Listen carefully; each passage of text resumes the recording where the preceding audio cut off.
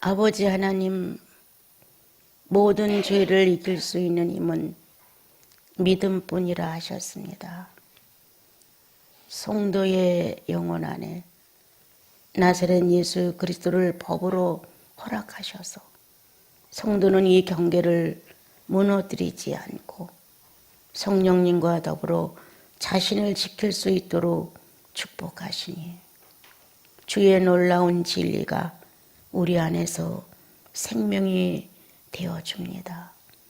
오늘도 모인 무리와 함께 주를 찬양하옵고 각자가 사랑하는 주님을 이 한 시간 경배하오니 모든 식구들 영혼 안에 그리스도로 충만한 시간이 될 수 있게 하옵소서. 이 작은 한반도를 늘 품으시고 많은 믿음들이 파손되어 간다 할지라도 여전히 주를 경외하는 자를 남게 하셔서 경건하게 하시고 기도하게 하시고 죄를 이길 수 있는 힘으로 주를 영화롭게 할 수 있게 하시니 여전히 주님을 경외하는 좋은 성도들을 통하여 영광을 받으시옵소서. 갈수록 믿음들이 확장되고 주를 사랑하는 신령한 마음이 확장되어 그리스도로 충만한 모든 성도가 되게 하소서. 예수님의 이름으로 기도합니다. 아멘. 신전 16장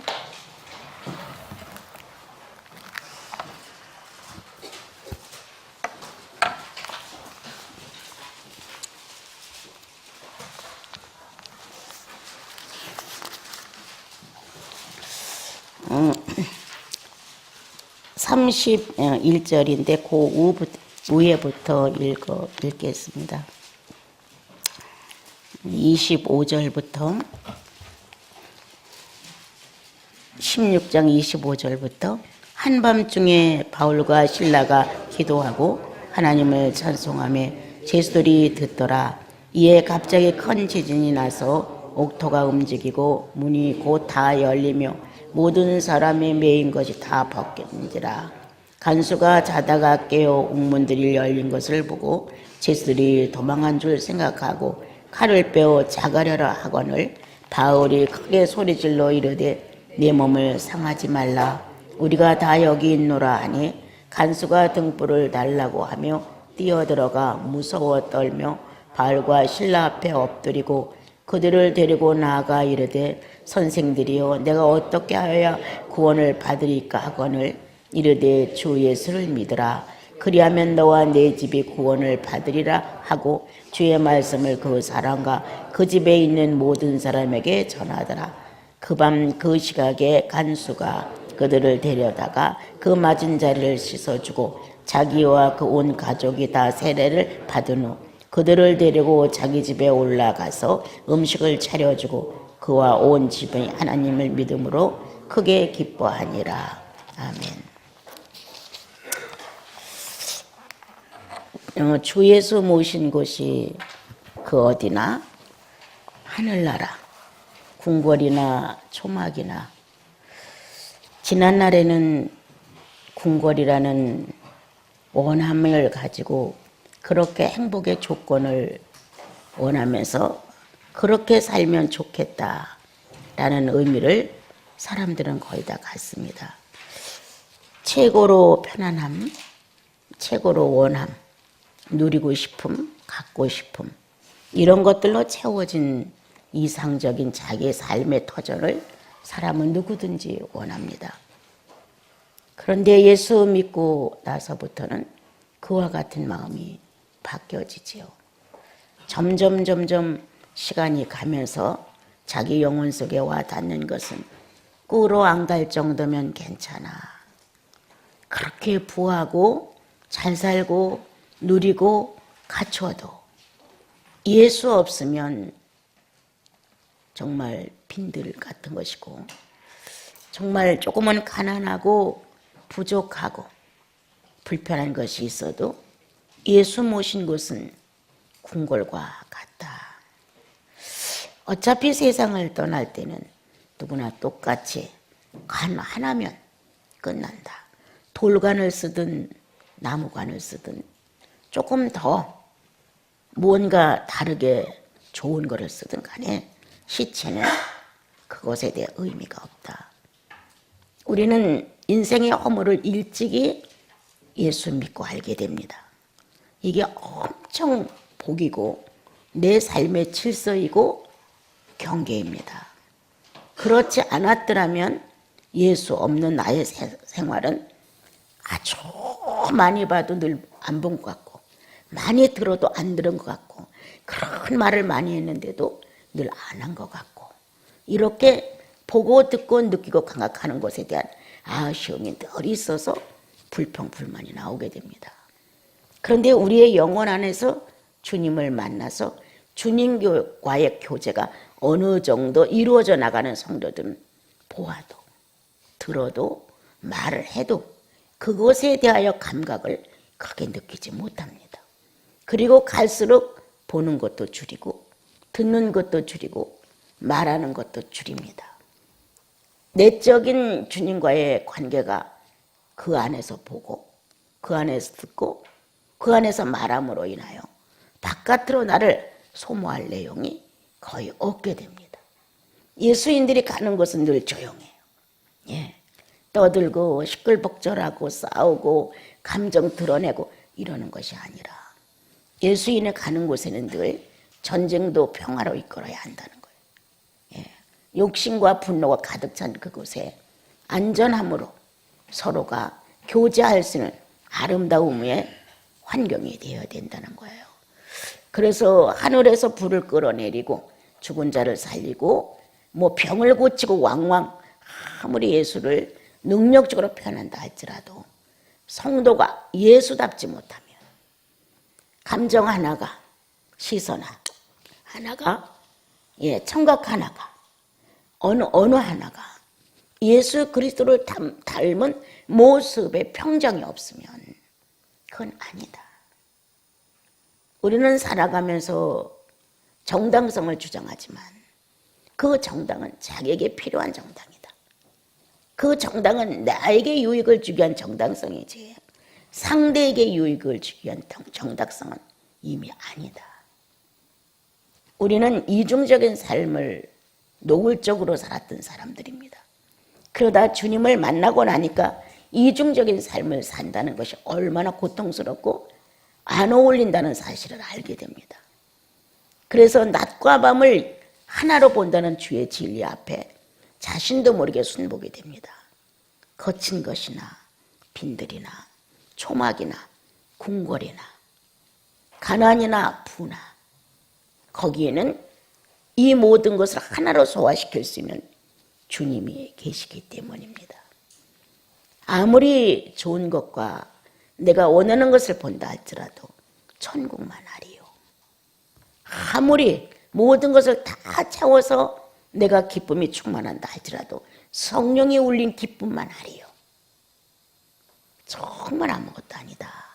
성령의 사람들은 어디를 가나 작은 흔적을 남기게 됩니다. 어떤 흔적? 주님 감사합니다. 영혼 속에서 어떤 상황을 만났을 때 진실로 주님을 의식하고 감사합니다. 그분이 살아있다는 실제의 존재를 인정하는 흔적을 반드시 남깁니다. 그래서 뭐 내가 기도를 해서 지금 어떤 문제를 딱 해결을 해주고 누구를 만나 어떤 내용을 전달해 줌으로 이런 것이 아니라 예수인의 가슴 속에서 우러나오는 주님에 대한 인정성. 성도들이 어디를 가서든지 흥분하지 않는 모습 참 원한다. 어떤 상황이 어떻게 움직여질지라도 좋아서 흥분, 나빠서 흥분 아니다. 예수인은 예수께 고정된 감정을 가지고 들리지 않게 자신을 행동해야 한다. 엄청난 예배다. 감정이 주님 안에 고정되어 있는 그 자세로 주님 고맙습니다. 이 진실 한마디가 바로 내 주님과 내가 같은 공간에 있다는 사실을 증명해 주는 것입니다. 그 어디나 천국이니라. 주님과 내가 함께하는 공간은 천국입니다. 천국이 얼마만큼 나와 여러분에게 중요한 장소인지는 잘 모르지만 나는 그 천국보다는 천국을 대표할 수 있는 성령이 내 속에 존재한다는 것이 얼마나 큰지, 다른 것에 대하여 특별히 큰 미련을 가지고 욕구를 가지고 이루어 보려고 하는 것은 거의 성령의 제압 속에서 정리가 되어가는 것 같습니다. 다만 어떻게 하면 예수의 한 점이라도 내가 어떤 상황을 막론하고 그대로 드러내느냐, 이게 저는 중요하다고 생각합니다. 이제 여러분과 내가 한 해를 거의 다 마감을 하고 이제 한 달 정도 남았는데 얼마만큼 성장했을까? 우리는 얼마만큼 우미 돋고 한 시대를 거쳤을까? 얼마만큼 보이지 않게 아래로 흙속으로 뿌리를 뻗어서 얼마만큼 성장에 필요한 모습을 갖췄을까? 또 얼마만큼 줄기가 뻗고 또 얼마만큼 꽃이 피고 얼마만큼 열매를 맺어 예수 그리스도라는 나 자신을 대자연 앞에서 증명할 수 있을까? 대자연 앞에서. 성도는 볼 때만이 내 시선에 들어온다. 나를 평가하고 나에 대해서 말할 수 있는 사람들은 시선 안에서의 일이다. 그러나 사람의 시선을 떠났을 때 모든 대자연 앞에 나는 움직였다. 헤아릴 수 없는 살아있는 산소 속에서 나는 이렇게 움직였다. 하나님의 시선은 어디서라도 동일하게 지구 안에 충만했고 나 하나 살피는데 조금도 하자가 없다. 그 주님의 자연환경 속에서 나는 어떻게 움직였을까? 심각히 한번 돌아보자. 죄인의 자연성에는 능수능란하다. 그런데 의인의 자연성에 대해서는 능수능란하지 않다. 죄인의 자연성 안에서는 당연한 것으로 생각을 하고 그렇게 움직여간다. 우리는 이미 생태계가 바뀌었고 모든 삶의 의식구조와 하는 것들이 다 바뀌었다. 그러면 어차피 우리는 의인의 자연성에서 살아야 된다. 의인의 자연성에서 사는 것에 우리는 거의 미치지 못한다. 그리고 죄인의 자연성에서 죄인을 기준하고 죄인의 양심에다 놓고 저울질을 하고 판단해버린다. 자기 자신의 사건도 그렇지만 남의 사건도 그렇게 한다. 이미 우리는 죄인의 자연성에서 출가를 했다. 얼로 의인의 자연성으로. 그래서 여러분과 나의 의식 구조가 눈을 뜨면 주님이라는 분이 먼저 들어온다. 그리고 누가 시켜서가 아니라 자연적으로 감사합니다.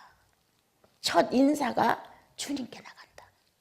이렇게 하루를 시작하면서 나와 여러분의 삶의 현장은 항상 의인의 자연성이 발휘되는 현장이다. 어쩌다가 내가 죄인의 자연성으로 들어가게 되면 아차 이렇게 한다든가 주여 내가 이렇게 또 실수를 했습니다 한다든가 뭔가 나의 대상, 내가 나를 고백할 수는 대상의 한 분을 놓고 사람을 칭하해서 내가 감정을 사용했습니다. 이 사람이 똑같은 문제를 가지고 얘기할 때 부드럽게 나가는데 이 사람이 똑같은 문제를 가지고 얘기하는데 나는 감정이 다르게 나갑니다. 자기 생태계에서 의인의 생태계에서 의인의 행실의 모든 감각이나 움직임이 바르게 되지 않게 되면 즉시 인정이 됩니다.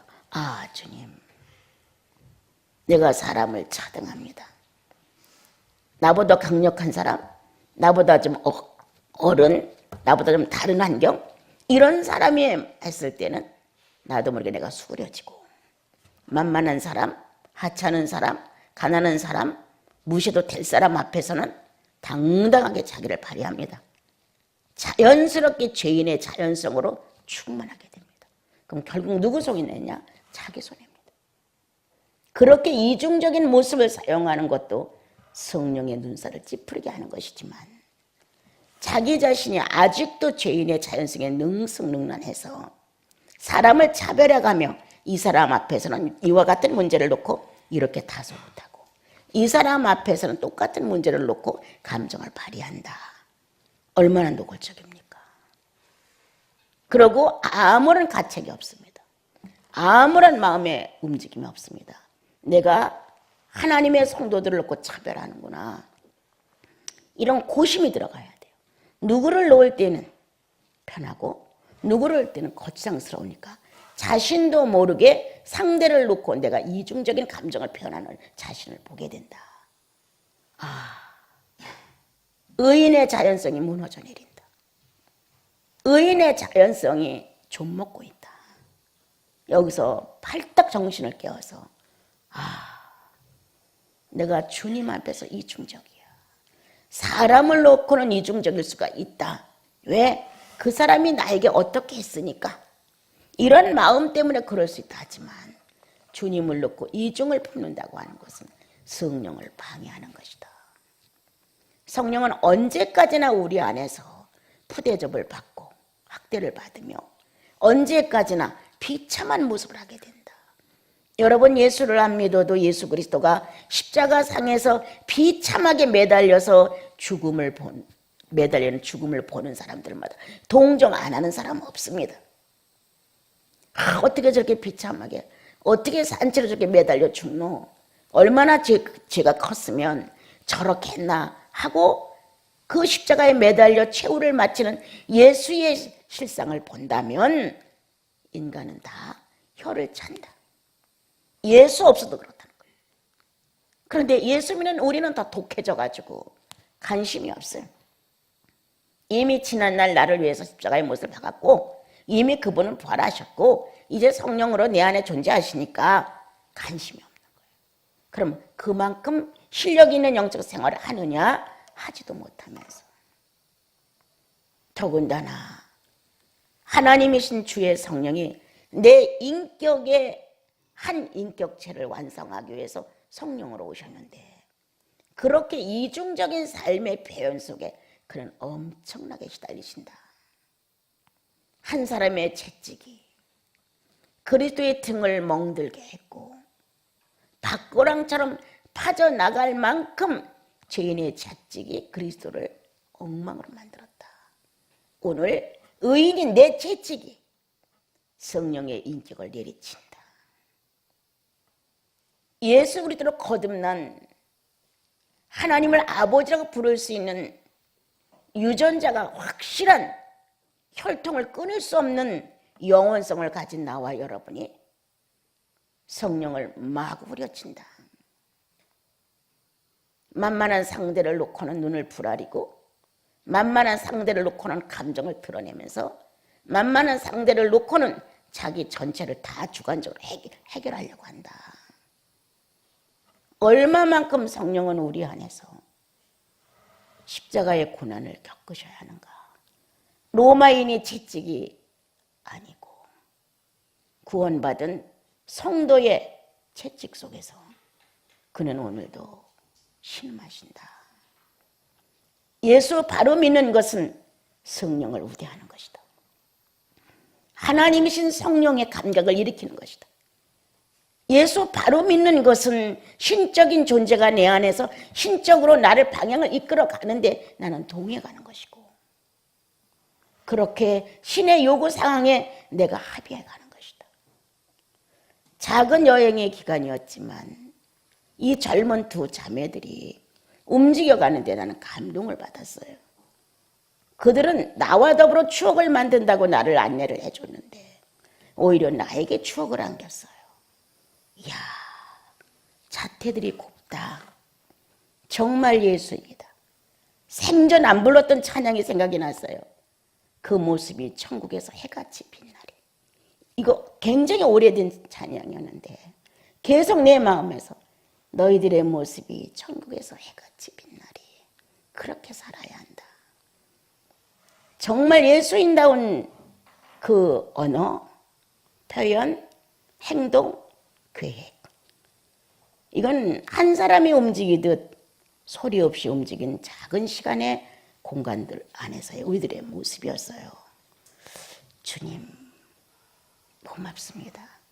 때때로 우리가 엉클어지고 때때로 감정 폭발하고 때때로 불의에 대하여 나도 한몫 들어 죄를 질 때도 많이 있지만 그래도 예수인다운 질서, 하루도 아닌 5, 6일 속에서 한결같은 하루처럼 지낸 그 모습에 대하여 주님 나 성장했다고 칭찬하고 싶습니다. 어느 결연가 자신들도 모르게 예수의 규모를 갖췄다고 난 칭찬하고 싶습니다. 주님 볼 수 있어서 고맙습니다. 내가 느낄 수 있어서 고맙습니다. 세상을 떠난다 할지라도 그들의 예수는 남아있을 것이다. 내가 이 자리에 없다 할지라도 성도들의 가슴 속에 그리스도의 흔적은 분명코 남아서 어디서라도 예수를 경외하는 자세, 그걸 종교성을 가지고 주님 주님 불러서가 아니라 생활 자체가 그렇게 성령과 같은 공간에서 움직여가는 모습, 이것은 자연성이다. 의인의 자연성. 이렇게 살아가는 예수인들 값어치 있다. 어디서나. 난 늘 말합니다. 작은 일에 충성을 다하면 큰 일에도 충성을 할 수 있지. 작은 감정 하나를 잘 다스리면 큰 감정도 다스릴 수 있지. 왜? 거기의 내용은 예수님이니까. 작은 감정을 다스릴 때 마음은 주님이 계시니까. 작은 일에 충성을 다하는 것, 하찮은 일에도 최선을 다하는 것은 주님의 것이니까. 이렇게 주님이라는 분이 나와 여러분의 사생활 중에 최고의 으뜸의 자리를 차지하시고 있다는 생활이 실제로 나온다면 남의 것 뺏을 수 없죠. 내 것처럼 요구할 수 없죠. 남의 것 손에 내놓고 아무렇지도 않을 수 없죠. 내 목적만 달성했으면 감사하다고 마무리 지을 수 없습니다. 내 목적이 달성되든 안 되든 예수인다운 자세였느냐가 중요하고 예수의 수확이 있었느냐가 중요한 것이지, 내 목적을 달성했기에 만족하고 내 목적을 수확을 거뒀기에 스스로 종교성에 의한 감사, 이건 난 아니라고 봅니다. 예수님은 살아있습니다. 살아있는 우리들의 생명체 안에서 당신은 그 생명체를 재현하고 있습니다. 그렇게 살아가는 것이 예수인이다.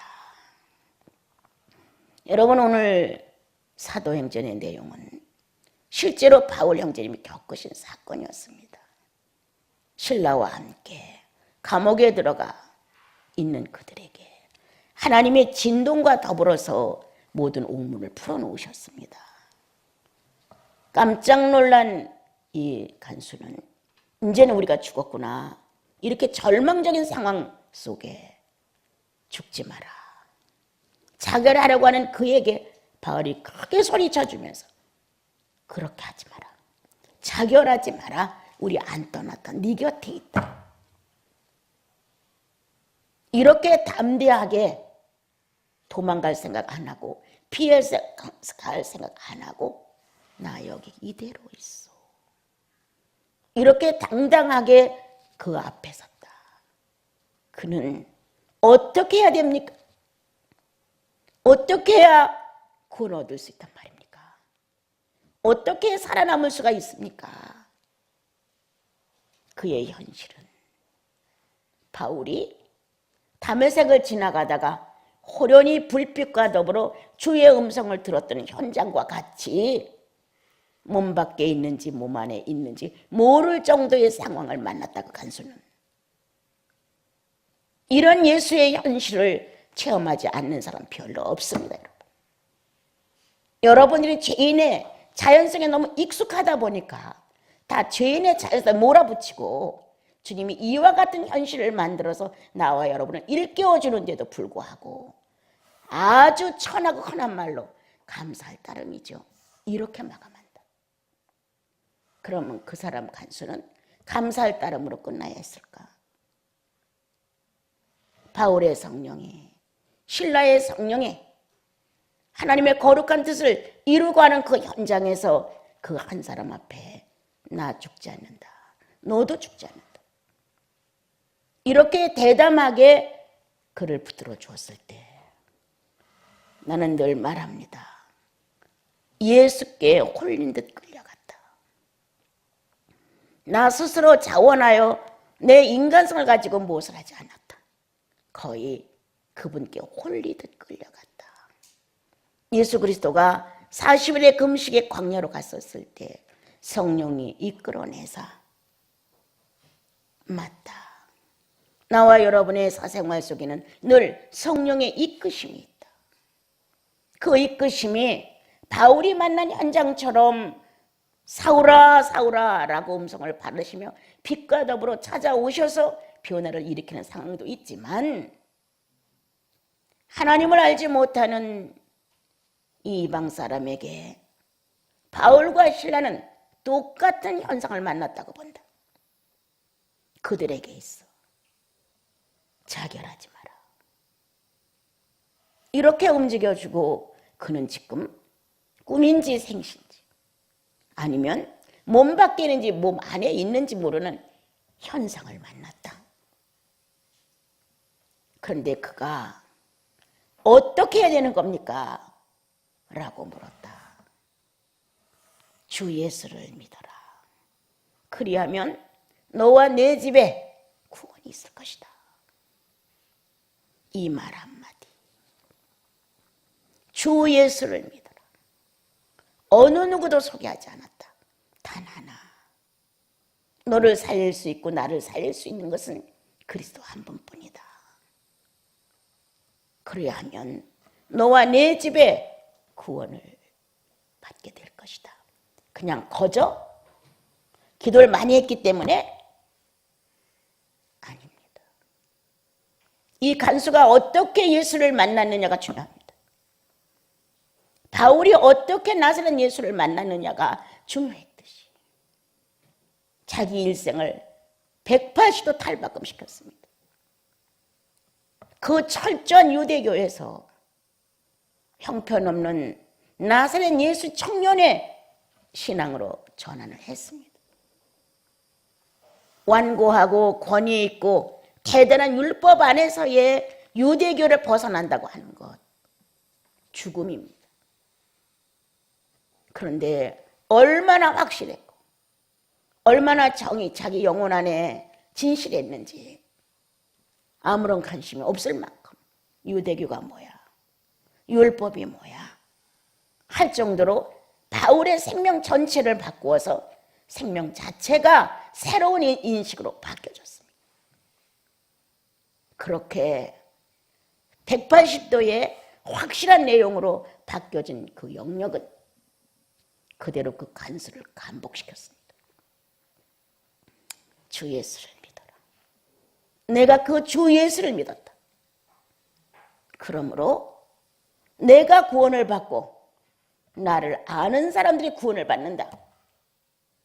주 예수 그리스도로 충만해라.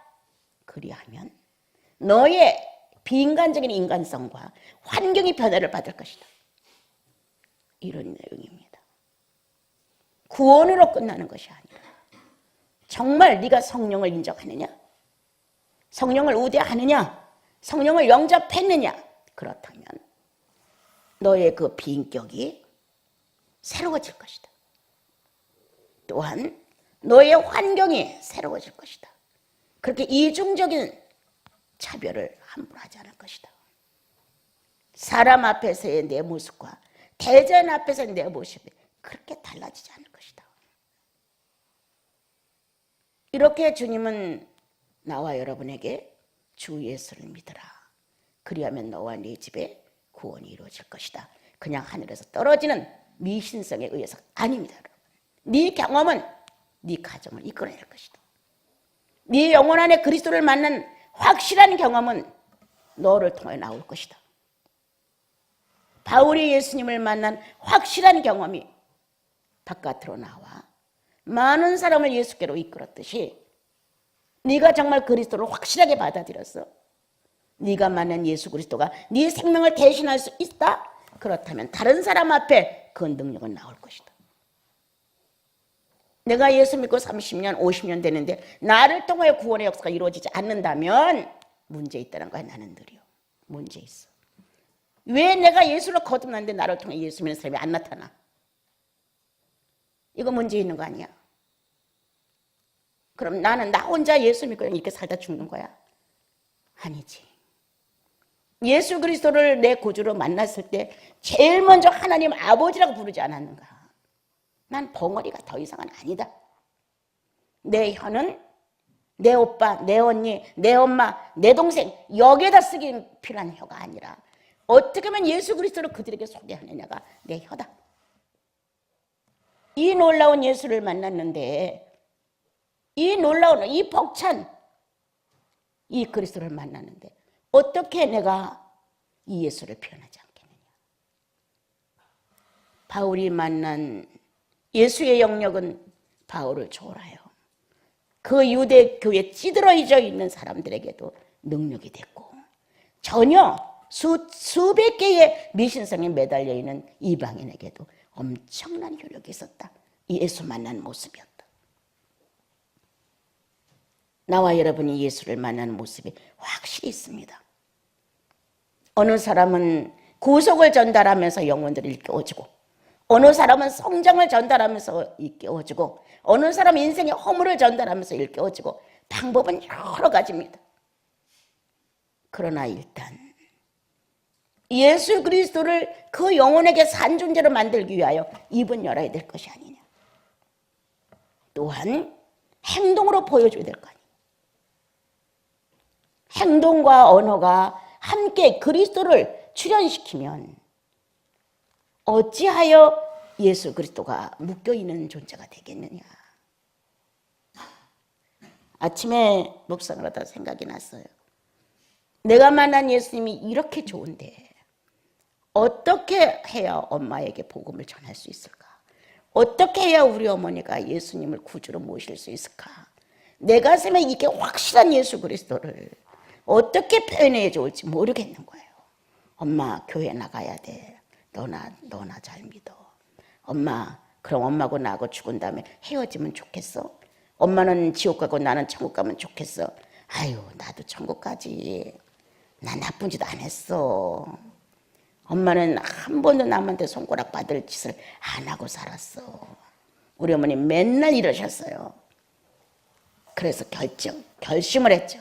내가 다른 사람에게 복음을 전하는 것은 수답하고 일단 내가 내 엄마에게 복음을 전하리라.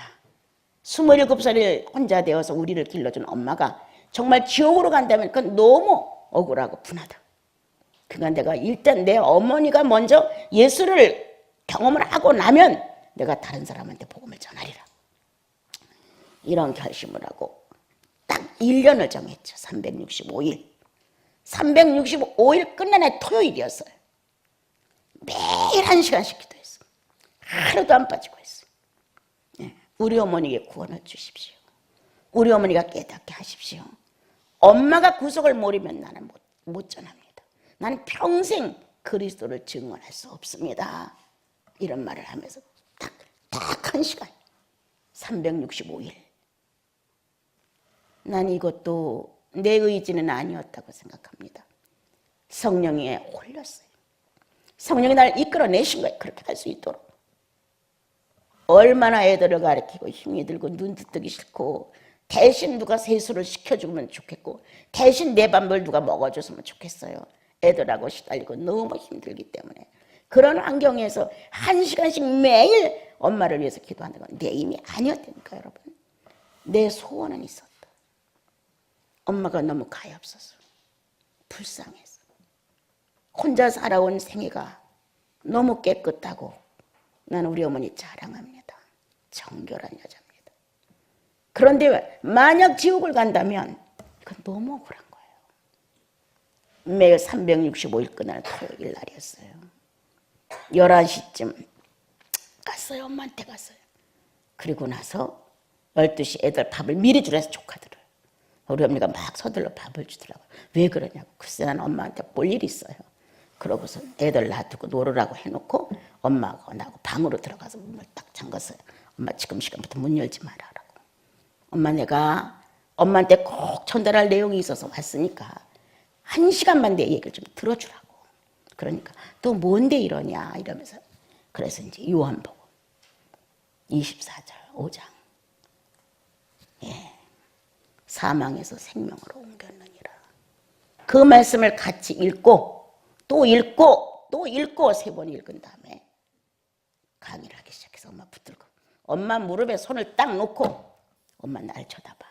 자꾸 보다 딴 데 돌려요. 엄마 날 봐. 그럼 또 날 쳐다봐요. 지금 내 말이 지금 엄마 머리에 들어가 안 들어가? 들어와. 어때? 이해가 돼? 참 잡고 계세요.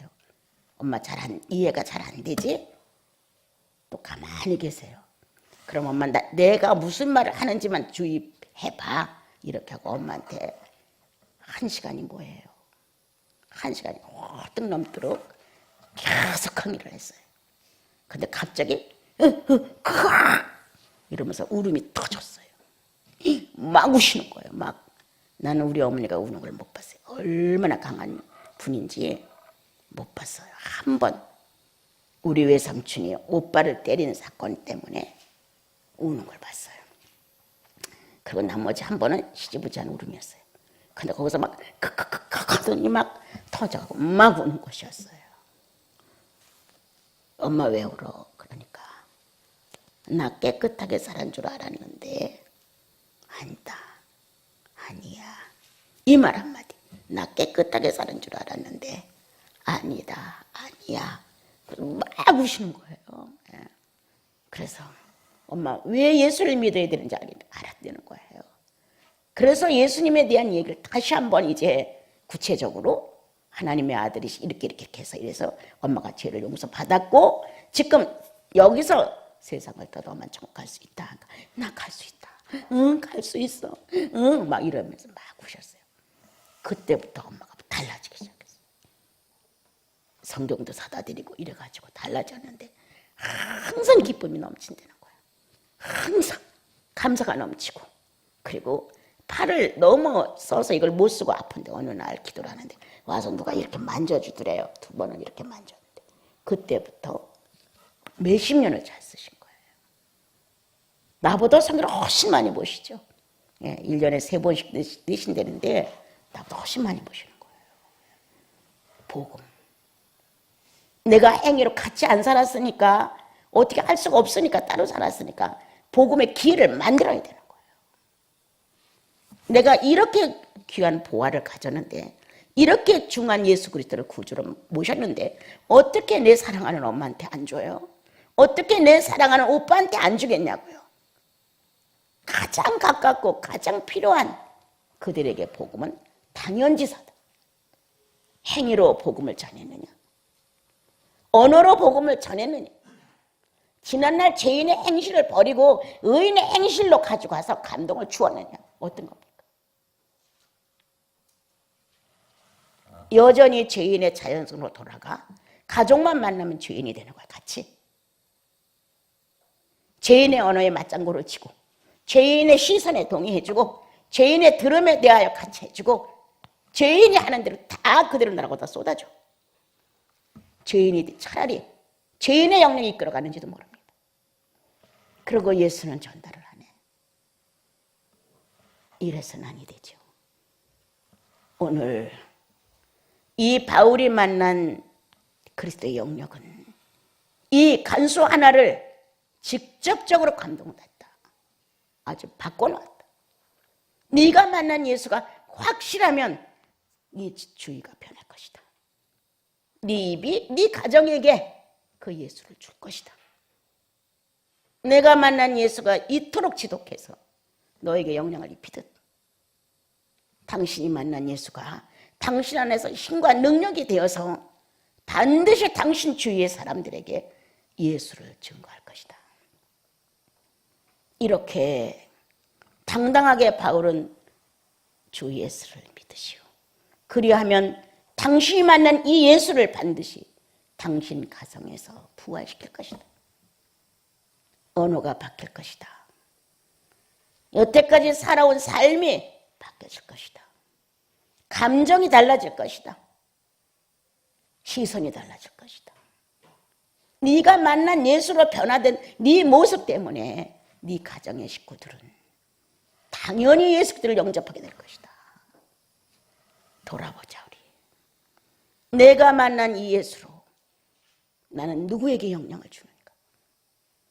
지난날 죄인의 자연성에서 있었던 내 모습이 그대로 좀 끌려가고 있는지, 아니면 의인의 자연성으로 내가 돌아가서 상대가 볼 때 지난날은 저렇지 않았는데 정말 달라졌어, 선해졌어, 지난날은 참 인색했는데 후해졌어, 지난날에는 어땠는데 지금은 이래졌어, 뭔가 의인의 모습으로 돌아온 예수 그리스도가 장악을 하고 있다는 생명체의 변화를 일으키는 사실에 대하여 증명이 되도록, 그리하여 주 예수를 믿으라.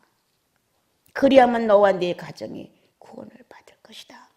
네가 만난 예수 그리스도가 구속이 확실해? 그렇다면 보여라. 이 거룩한 예수를 어찌 내 언어 안에다가 잠재우고 벙어리가 되랴. 또한 예수 믿는 사람으로서의 성령을 인정하는 행동을 보여라. 예수 믿기 전에 선한 행동 갖고는 감동을 못 줘요. 영역이 없기 때문에, 죄를 무너뜨린 영역이 없기 때문에 안 돼요. 그런데 예수 믿고 나면 달라져요. 죄를 무너뜨린 영역이기 때문에 다른 감동이 와요. 상대를 감화시켜요. 우리가 감화시키는 거 아니에요. 성령이 감화를 시키는 거예요.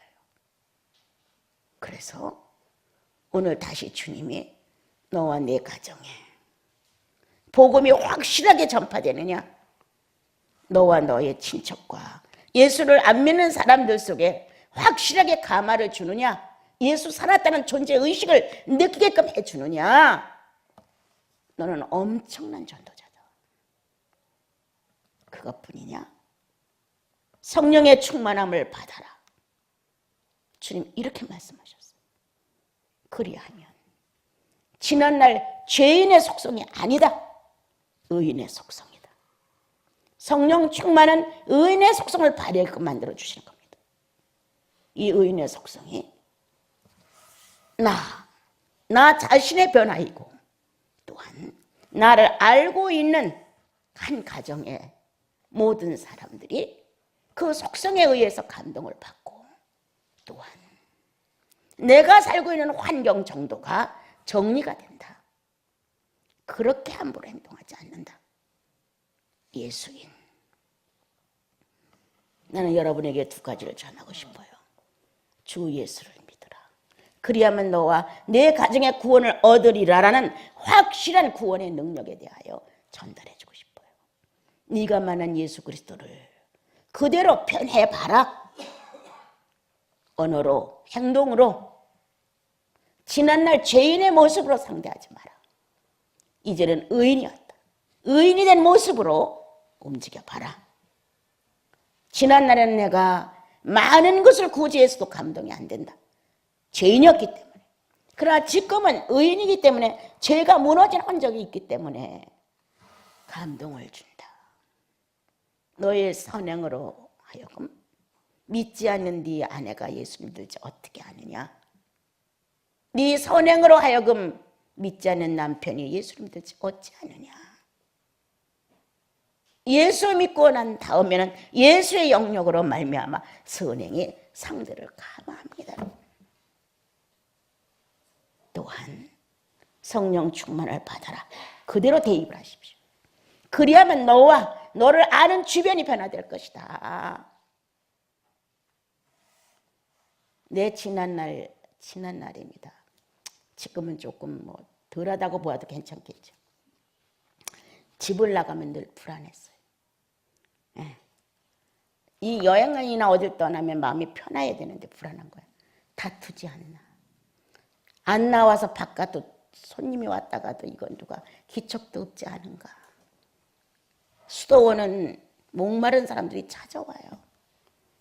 어쩔 수 없는 환경에 몰린 사람들이 보통 찾아온단 말이에요. 그러면 따뜻한 말 한마디, 따뜻한 물 한 그릇, 따뜻한 접대 한 번이 자신들도 모르게 예수를 풍부하게 내놔주는 건데 안 나와보는 거예요. 나와 상관없으니까. 한동안은 이런 문제였어요. 전화하셨어요? 접수하세요. 이런 식으로. 접수해서 하는 식으로. 전화하셨어요. 온다고 연락하고 오시는 거예요. 이게 또 한동안 나를 괴롭혔어요. 아니 그냥도 올 수 있지. 난 지난날 거저 많이 갔어. 뭐 일이라 연락하고 가서 어떻게 하겠냐고. 급하면 그냥 가는 거지.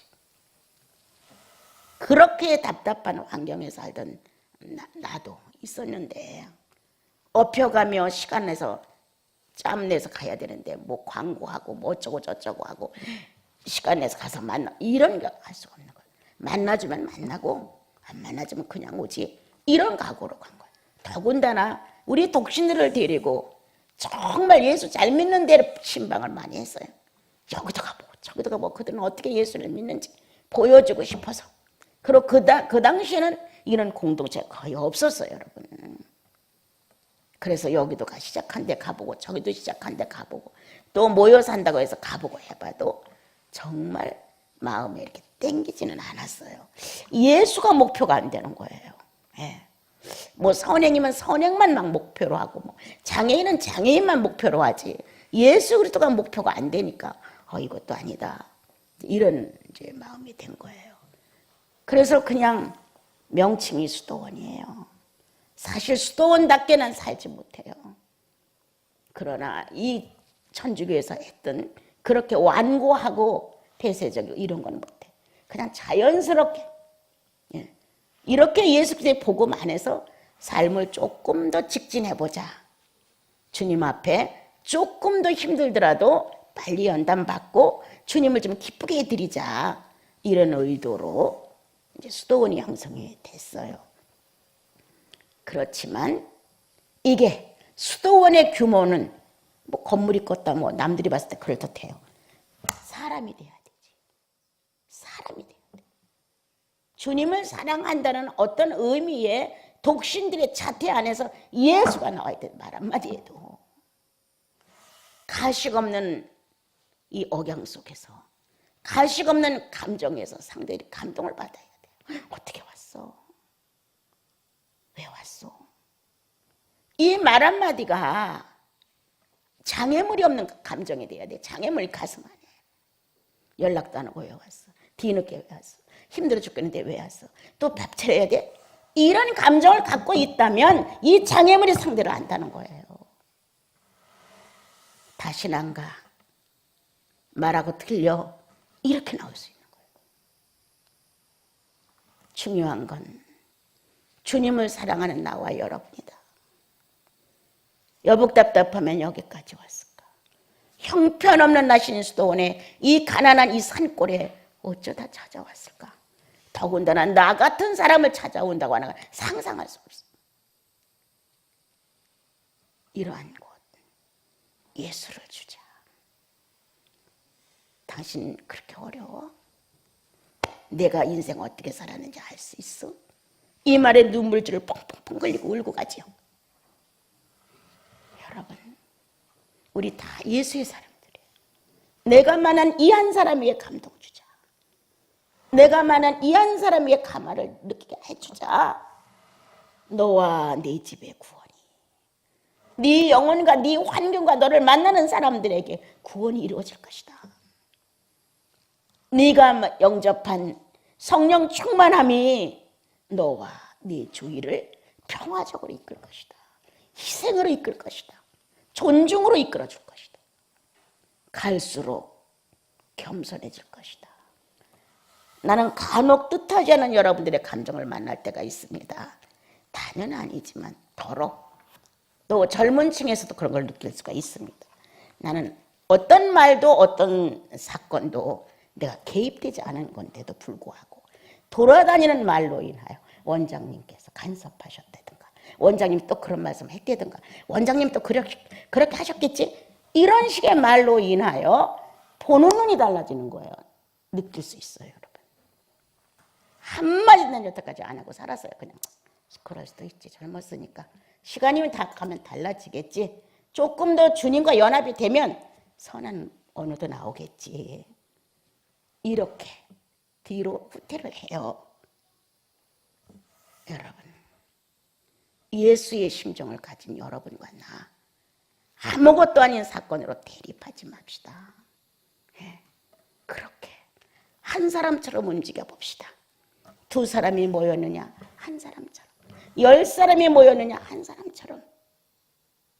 이렇게 움직여가는 나시린 스톤의 품이 있는 여러분들의 인격과 사생활이 많은 사람을 살려낼 것이고 감동할 것이다. 때때로 오는 분들이 우리의 약점을 못 보고 좋은 점만 보면 깜짝 놀래요. 이건 나시린 스톤에서만 볼 수 있는 모습이네요. 또 어떤 분도 나시린 형제님들은 다르네요. 이런 것이 가끔 귀에 들려요. 그러나 더 많이 들려서 예수님을 기쁘게 해드리자. 주님의 귀에 이 말이 많이 들리도록 하자. 그 형제가 그렇게 어려움을 겪으면서도 그리스도를 놓치지 않았어. 이 말 한마디의 증언이 멀리 날아갑니다. 이번에 미국에서 온 자매가 여기 왔다 갔는데 그 전에 같이 미아리 형제교회 다녔던 자매님이에요. 근데 생각이 너무 나서 꼭 만나보고 간다고 여기로 왔다가 이제 낭희 자매님 차를 타고 왔다가 갔어요. 참 그렇더라고요. 엄청난 내가 피해를 입었죠. 그래도 보고 싶었다니까. 그래도 이번에 가면 꼭 만나야 된다. 이 윤자매를. 그것으로 족하다. 아무 말도 하지 말자. 이렇게 이제 생각을 하고 만나서 밥을 한 끼 먹고 그러고 갔어요.